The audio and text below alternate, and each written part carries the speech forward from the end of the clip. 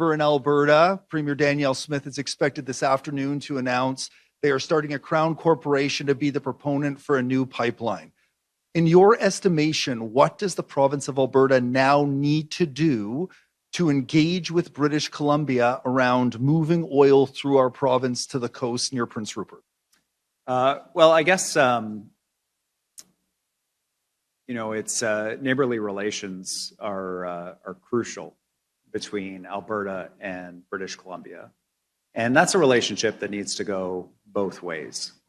British Columbia has literally tens of billions of dollars of real private sector shovel-ready projects that are going to drive forward not just our economy here in BC, but the national economy at a time that the national economy is under direct threat and attack by Donald Trump. Now, the problem that we have is that Premier Smith continues to advance a project that is entirely taxpayer funded, has no private sector proponent, is not a real project, and is incredibly alarming to British Columbians, including First Nations along the coast, whose support is required for the success of the billions of dollars in real projects that I'm talking about.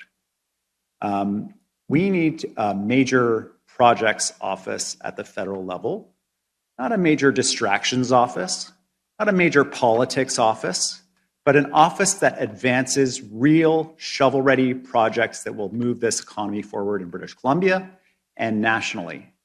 And what I am seeing from Alberta directly threatens that. So I am all for working closely with Alberta on electrical intertie that's going to drive down electrical rates for Alberta consumers. On the hydrogen sector, that is, we both need the federal government to assist us with getting hydrogen to market to build that economy. On other major infrastructure projects and projects that have real private sector backing that aren't entirely taxpayer-funded wedge politics. And that's my commitment to Albertans and to Canadians. We'll do that work with them, but it cannot be at the expense of major projects in British Columbia that are ready to go. Premier, are there any conditions in which you would accept a pipeline to BC's North Coast? And is there a chance that the Prime Minister could give the go-ahead to this project without BC's consent? So what have your conversations been with the Prime Minister about whether or not it could go ahead if BC objects? My message in the quiet rooms with the Prime Minister, with the Premier of Alberta, is the exact same as the message that I'm delivering to you here today. There is no project proponent. This is a taxpayer-funded initiative by the taxpayers of Alberta currently, proposed to also be the taxpayers of Canada through the publicly owned Trans Mountain Pipeline project as well.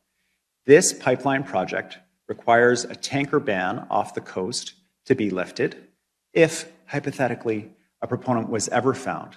Now, that tanker ban is in place. It is foundational for British Columbians who value our coast. It is foundational for First Nations whose consent we have sought and obtained for literally tens of billions of dollars of major projects that are real, that are not taxpayer funded, that will drive forward the BC and the Canadian economy for years to come.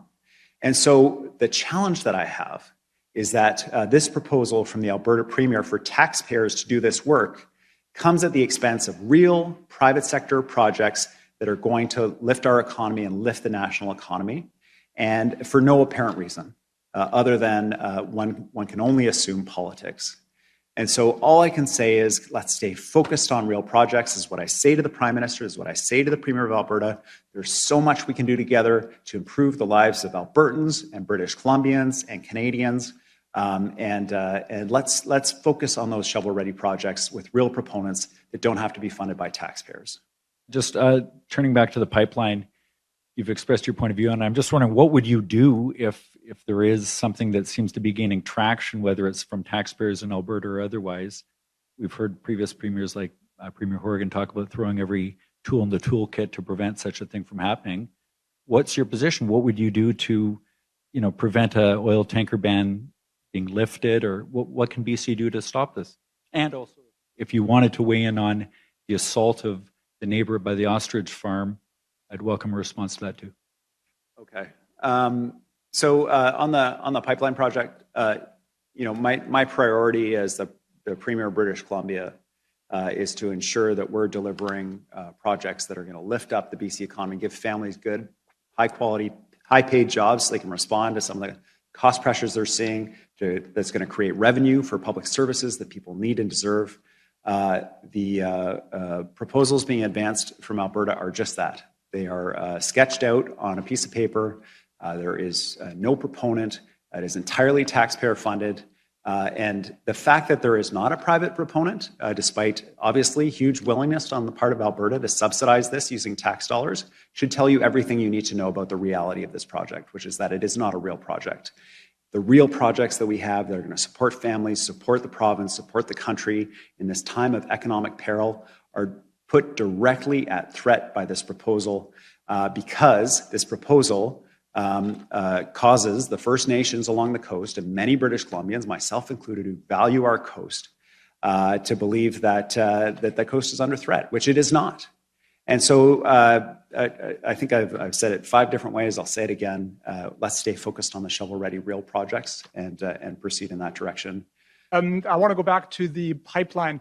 Obviously, this pipeline has been in the news. This metaphysical pipeline has been in the news for some time now. But how much heads up did your office get about the announcement from Danielle Smith? One might argue that it sort of blindsided a lot of people. Obviously, as I said, we've had this discussion some time. But can you sort of talk about the atmospherics between you and Premier Smith about the announcement that we're having today? Thank you. Yeah, absolutely. There's no sort of personal animosity or bad feelings between me and Premier Smith. She called me and gave me a heads up about her announcement. I asked her 2 very straightforward questions. Is there a private company advancing this proposal? The answer is no. Is there any private money advancing this proposal? The answer is no.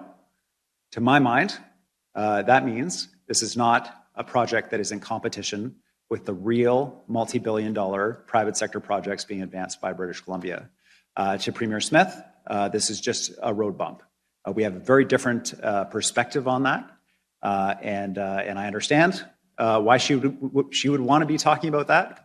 But I really feel that for the benefit of Albertans, for the benefit of British Columbians, we have a ton of projects that we can work on together, including projects that allow additional market access for oil producers in Alberta that don't involve the tanker ban or the North Coast, involve the existing publicly owned pipeline that all Canadians own right now.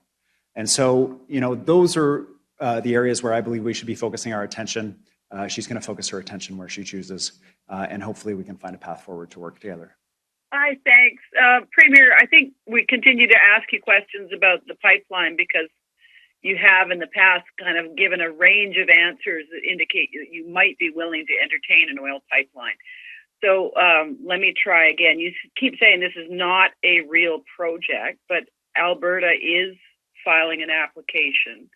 Will BC oppose that application, or will it be leaving that up to First Nations to oppose? Well, Justine, I disagree with the premise of your question. We have supported the tanker ban from the very beginning because it is foundational to our ability to get some major projects done, including at the Port of Prince Rupert, including major export projects like LNG Canada that have facilitated a 4% increase in Canadian GDP.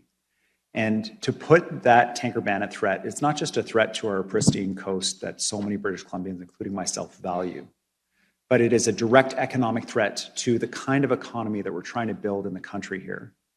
And so when I've said, let's cross that bridge when we come to it, we'll see what the Premier comes up with, I'm being polite. I am being polite. There is no project. There is no bridge to cross unless the Albertan government and the federal Canadian government are committing billions of taxpayer dollars to build this project. And if that is the plan, then they should be transparent about it. Don't mistake my politeness for weakness on protecting our economy and our coast. Now, I hope that clears things up, but let's cross that bridge once she's got a proponent in the money.